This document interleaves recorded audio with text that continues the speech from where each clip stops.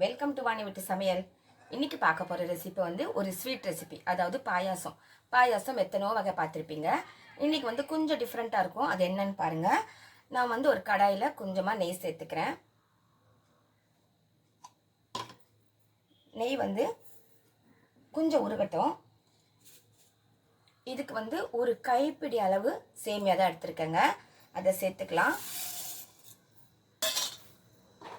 அப்புறமா dry fruits வந்து உங்களுக்கு எது தேவையோ அந்த ட்ரை ஃப்ரூட்ஸை ஒன்றும் பாதியமாக நான் கட் பண்ணி வச்சுருக்கேங்க. அதை அப்படியே சேர்த்துக்கிறேன். அவ்வளோதான். இதை நல்லா வறுத்துக்கணும்.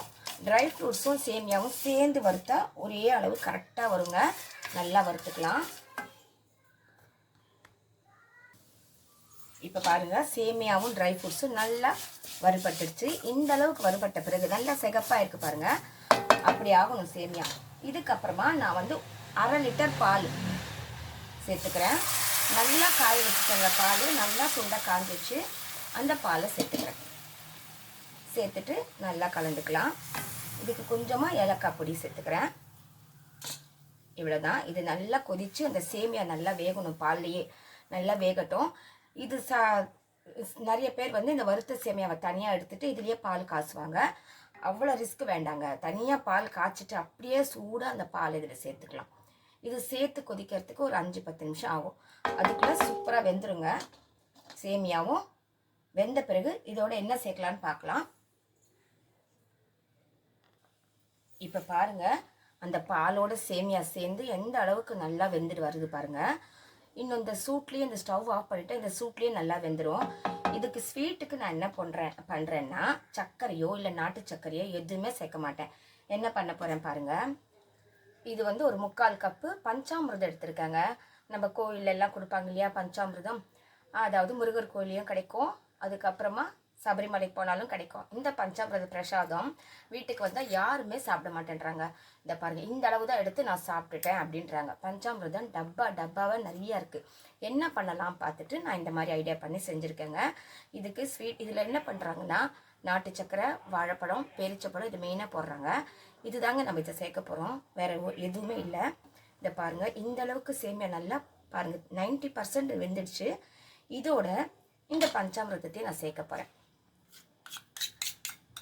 நான் ஏற்கனவே ஒரு வாட்டி பாயசம் பண்ணும்போது சொல்லியிருக்கேங்க. சர்க்கரை பதிலாக நீங்கள் வந்து குலாப்ஜாம் செஞ்சுருந்தீங்கன்னா அந்த அந்த சர்க்கரை சிரப்பு இருக்கு இல்லையா, அந்த குலாப்ஜாம் சாப்பிட்டு முடித்த பிறகு அந்த சர்க்கரை சிரப்பை இதில் சேர்த்துருங்க. பாயாசம் சூப்பராகிடும், வேஸ்ட் ஆகாமல் இருக்கும் அப்படின்னு சொல்லியிருக்கேன். அதுக்கப்புறமா ரசகுல்லா சேரும். அந்த ரசகுல்லாவில் வர அந்த சிரப்பு கூட நம்ம சேர்த்து பாயாசம் செய்யலாங்க. நல்லாயிருக்கும், வேஸ்ட்டும் ஆகாது அப்படின்ற ஒரு ஐடியாவில் இந்த மாதிரி செஞ்சுருக்கேன். இந்த மாதிரி திருப்பதி லட்டு வச்சு நான் போழி பண்ண போகிறேங்க. அதுவும் ஒரு வாட்டி ட்ரை பண்ணிவிட்டு தான் உங்களுக்கு வீடியோ பண்ண போட்டேன். இந்த பாயாசம் ஒரு வாட்டி ட்ரை பண்ணியிருக்கேன், நல்லா இருக்குது. அதனால தாங்க உங்களுக்கு செஞ்சு காமிக்கிறேன். இப்போ பாருங்கள், நல்லா தெரியுது உங்களுக்கு சேமியா நல்லா வெந்திருக்கு. அதோட இந்த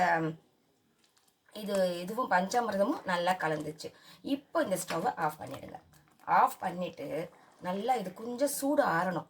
கொஞ்சம் சூடுன்னா ரொம்ப கொதிக்கிற அளவு இல்லாமல் கொஞ்சம் வெதன்னு சூடு ஆறின பிறகு 1 கப்பு மாம்பழம் விழுது. ஏன் இந்த விழுதை சேர்க்குறேன்னா இப்படியே கூட நம்ம சாப்பிட்லாங்க. இப்போ மாம்பழ சீசன், அதனால் மாம்பழ விழுதை சேர்த்து பண்ணலாம் அப்படின்னு ஒரு மாம்பழத்தை விழுது பண்ணி எடுத்து வச்சுருக்கேங்க. அதையும் சேர்த்து இந்த ஸ்வீட் ரெடி பண்ணிடலாம். ரொம்ப சூப்பரான பாயாசம் ரெடி ஆகிடுங்க. நீங்களும் இந்த மாதிரி ட்ரை பண்ணி பாருங்கள். பஞ்சாமிர்தமெல்லாம் சீக்கிரமாக காலி ஆகிடும், சூப்பராகவும் இருக்கும். எல்லோரும் இந்த பிரசாதத்தை சாப்பிட்ட மாதிரி ஆகும். நீங்களும் ட்ரை பண்ணி. இப்போ பாருங்கள், நல்லா ஆறி வந்திருக்கு. சும்மா வெதன்னு தான் இருக்குங்க. இந்த ஸ்டேஜில் வந்து இந்த மாம்பழ விழுதை நான் சேர்த்துக்கிறேன். சேர்த்து நல்லா கலந்து விட்டுருங்க. அவ்வளோதாங்க, சேமியா, மாம்பழம், பஞ்சாமிர்தம் போட்ட பாயாசம். சொல்லவா வேணும்? செம்ம சூப்பராக இருக்குங்க. டேஸ்ட்டு பண்ணி பாருங்கள், ரொம்ப நல்லாயிருக்கும். ட்ரை பண்ணி பாருங்கள், கண்டிப்பாக நல்லாயிருக்கும். ஓகேவா? நான் வந்து ஒரு கைப்பிடி சேமியாவுக்கு வந்து 1/2 லிட்டர் பால் சொல்லியிருக்கேன். இதில் வந்து ஒரே ஒரு டம்ளர் தண்ணி சேர்த்துருக்கேங்க. நல்லா திக்காக இருக்குது பால், அதனால் 1 டம்ளர் தண்ணி சேர்த்துருக்கேன். அவ்வளோதாங்க, கரெக்டாக இருக்குது பாருங்கள். இந்த அளவு சேர்த்தா சரியாக இருக்கும். ஓகேவா? பாய். நீங்களும் ட்ரை பண்ணி பாருங்கள். பிடிச்சிருந்தா லைக் பண்ணுங்கள், ஷேர் பண்ணுங்கள். மறக்காமல் என் சேனலை சப்ஸ்கிரைப் பண்ணுங்கள்.